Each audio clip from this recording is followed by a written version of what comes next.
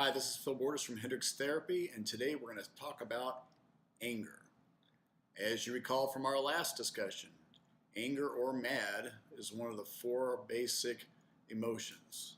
You've got mad or anger, sad, glad, and scared. Now, anger is a little bit problematic in that some people feel or experience too little anger, some people feel or experience too much anger. Now, anger has gotten a bad rap over the years. A lot of people are prejudiced against it, thinking anger is bad. Anger is not bad.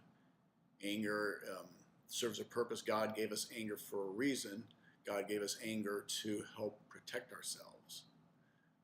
Now, for the people who have difficulty feeling or experiencing anger, it's usually for a number of reasons. One is they could have been a person who wasn't allowed to feel or experience anger or show anger when they were a child, so now they're very uncomfortable when they feel angry, so they flip to sad or scared. So what you can do is help that person where you point out, it's like, you're maybe having trouble with these other emotions. You're feeling sad, you're feeling anxious when maybe you should be feeling anger. And once they understand that and they start becoming more comfortable with that feeling, they can start using anger to protect themselves. Sometimes people have difficulty experiencing or feeling angry because they feel guilty.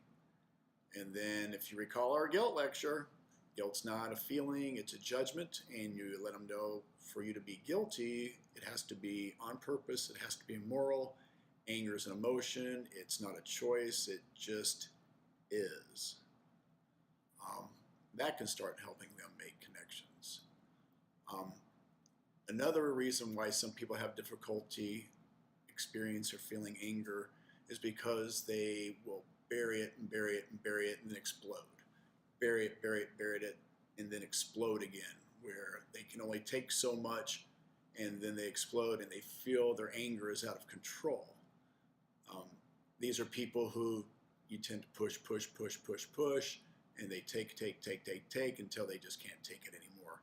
And you help them. It's like, okay, how about we use your anger earlier on instead of exploding? Let's use it to say no the first time so you don't get taken advantage of. So now you can help these people use anger, use it productively, where they're no longer doormats and they start standing up for themselves and they're not afraid of feeling a certain way. They don't automatically flip to anxious or depressed. For others, you ask them how they feel, it's anger. Okay, how else did you feel? Angry. It's like, okay, you've got that anger down pat. You think it might be in response to other emotions.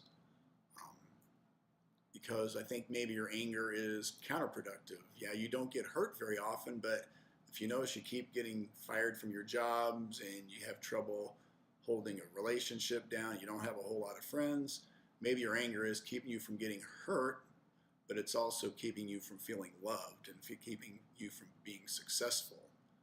So you help these people. It's like, well, what other emotions might be this anger that your anger is displacing?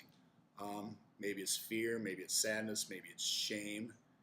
And once you can get those people to be comfortable with those type of feelings, then they can start saying, okay, I was feeling sad, I was feeling anxious, which is more of a proper feeling given the context maybe of their life, and their anger becomes less of a problem because it becomes more of a choice. So with anger, it can be too much, it can be too little. We want the Goldilocks response where it's just right. Thanks, and hope it was helpful.